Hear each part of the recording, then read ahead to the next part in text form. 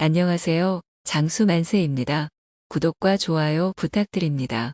한국인의 사망 원인 1위인 암을 유발하는 원인 중에는 우리가 생각지도 못했던 것들이 있습니다.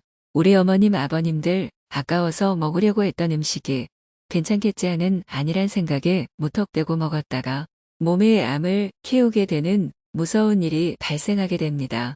첫 번째는 토마토입니다.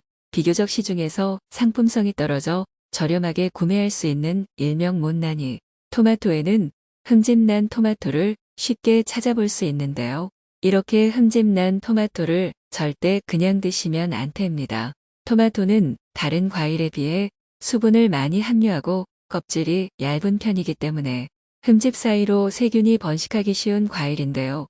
상처난 토마토가 변기보다 세균이 많다고 합니다. 토마토는 심혈관 건강을 지키는 붉은 보석이라는 별명을 가지고 있는데요. 그 이유는 토마토 속에 심장 기능을 돕는 칼륨, 비타민 K, 사포닌 등의 영양소가 풍부하게 함유되어 있기 때문입니다.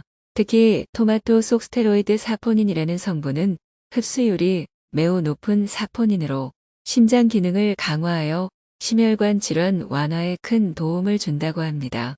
이러한 토마토를 유심히 들여다보면 크고 작은 흠집이 난 경우가 있습니다. 보통 흠집난 부분을 잘라서 먹거나 깨끗이 세척 후 먹는 경우가 대부분입니다. 실제로 흠집난 토마토는 못난이 토마토로 분류되어 저렴하게 구매할 수 있기 때문에 주스로 갈아 먹는데 많이 활용하는데, 그러나 흠집난 토마토는 절대 생으로 먹으면 안 됩니다. 토마토는 일반 과일에 비해 껍질이 얇고 수분이 많기 때문에 흠집 사이로 세균이 번식하기 쉽습니다. 흠집난 토마토의 세균 정도를 알아보기 위해 흠집이 없는 토마토와 함께 그 수치를 비교해 보았습니다. 결과는 정말 놀라웠습니다. 일반 토마토의 세균 수치는 110RLU, 흠집난 토마토의 세균 수치는 7976RLU, 흠집난 토마토의 세균 수치가 일반 토마토의 72배 이상이었기 때문입니다.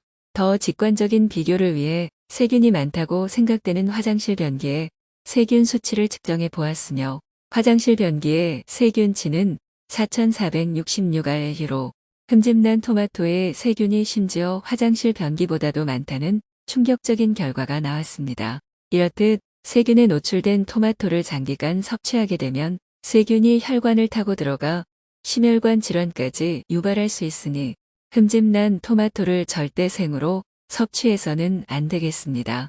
다행히도 식중독균은 100도 이상에서 충분히 사멸하기 때문에 흠집난 토마토를 가열해서 먹으면 좋습니다. 그렇다면 후숙이 중요한 토마토는 어떻게 보관하는 것이 좋을까요? 토마토의 꼭지를 떼지 않을 경우 꼭지 사이로 곰팡이나 세균 등이 번식하기 쉽습니다. 실제로 꼭지를 뗀 후 보관하면 부패균이 발생하지 않아 더 싱싱하게 보관할 수 있다는 연구 결과도 있습니다. 또한 토마토는 냉장 보관할 경우 리코펜 성분이 손실되기 때문에 꼭지를 뗀 후 볼투명한 용기에 담아 실온 보관하는 것이 가장 좋습니다. 두 번째는 옥수수입니다. 옥수수는 터지는 식감과 은은한 단맛이 매력적인 국민 간식입니다. 옥수수는 보관 기간이 짧아 곰팡이가 잘 피는 음식입니다. 한꺼번에 많이 사두고 오래 두면 옥수수에 곰팡이가 생길 수 있는데요. 곰팡이가 생긴 옥수수는 드시면 안 됩니다. 옥수수 껍질과 알맹이에 생긴 거뭇거뭇한 점이 바로 옥수수 곰팡이인데요. 옥수수에 생긴 곰팡이에는 푸모니신이라는 독소가 있어서 섭취하지 말아야 합니다. 곰팡이 독소의 하나인 푸모니신은 주로 오염된 옥수수, 밀과 쌀 등에서 생기는데, 국제암연구소에서는 사람에게 바람을 유발할 우려가 있는 물질로 분류했기 때문에 소량이라도 섭취하지 말아야 합니다. 푸모니신을 섭취하면 설사, 복통 등 급성 중독 반응이 나타날 수 있고, 장기간 꾸준히 노출될 경우 식도암 발병 위험도가 커진다는 보고가 있습니다. 푸모니신은 100도로 가열해도 사라지지 않아 옥수수를 삶는다고 해도 그대로 남아있는데요. 곰팡이 핀 부분만 도려내고 먹으면 되지 않을까 생각할 수 있지만 곰팡이 포자가 옥수수 전체로 퍼졌을 수 있기 때문에 아깝더라도 통째로 버리는 게 좋습니다. 생옥수수를 오래 두면 곰팡이가 생기고 냉장 보관하면 수분이 날아가 맛이 없어지므로 옥수수 껍질을 모두 벗긴 다음 솥에 한번 삶아서 지퍼 백에 나눠 냉동실에 보관해 놓았다가 먹을 만큼만 꺼내서 물을 뿌린 뒤 전자레인지에 데워 먹는 게 좋습니다. 세 번째는 달걀입니다. 집 냉장고에서나 마트에서 배달시켰을 때 종종 깨진 달걀이 나오는데요. 깨진 달걀의 위해성이 생각보다 심각합니다. 세균 증식 검사에서 정상 달걀에서 나오지 않은 세균이 다량으로 검출돼 식중독 위험이 높은 것으로 나타났습니다.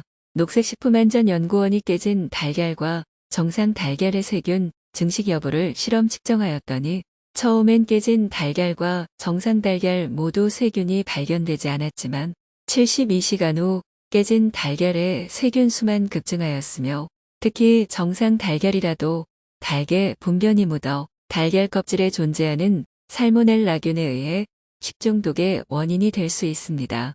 살모넬라균에 감염될 경우 6시간에서 72시간 후 경련성 복통, 구토, 두통, 메스꺼움이 나타나며 며칠간 계속되는 설사 등으로 인해 탈수 증상이 생길 수 있어 위험합니다. 이런 경우 대부분의 사람들은 5일에서 7일 정도 후에 회복이 되며 이때 탈수 방지를 위해 수분 섭취를 잘해주는 것이 중요합니다. 하지만 설사가 너무 심하거나 심한 병증을 보이는 사람들, 합병증의 위험이 있는 영아나 65세 이상의 고령자, 면역 저하자들은 항생제를 투여하여 치료를 받는 것이 좋습니다. 살모넬라균에 감염되는 것을 예방하기 위해서는 껍질이 손상되지 않은 달걀을 구입하여 냉장 보관하는 것이 좋고 껍질을 깬 이후에는 빠른 시간 내에 충분히 가열 및 조리를 해주어야 할 것입니다. 또한 달걀을 만진 후에는 반드시 손을 씻고 나서 다른 식재료나 음식을 만지는 것이 좋으며 손, 칼과 도마, 행주 등에 의해 교차 오염이 되지 않도록 주의가 필요합니다. 네 번째는 고구마입니다. 쌀쌀한 날씨하면 떠오르는 먹거리는 바로 고구마가 빠질 수 없는데요. 그러나 고구마 역시 잘 보고 드셔야 합니다. 고구마에 생기는 검은 반점 때문인데요. 고구마의 검은 반점은 병원균의 일종인 검은 무늬병에 감염된 고구마입니다. 검은 무늬병은 고구마를 수확할 때 생긴 상처의 균이 침투해 발생하거나 잘못된 보관으로 생기는 병의 일종으로 이포메아마론이라는 강력한 독소가 들어 있습니다. 이것이 몸에 섭취된다면 속이 메스껍고 고열과 복통, 설사, 호흡장애를 유발할 수 있으며 심하면 폐와 간을 괴사시킬 수 있습니다.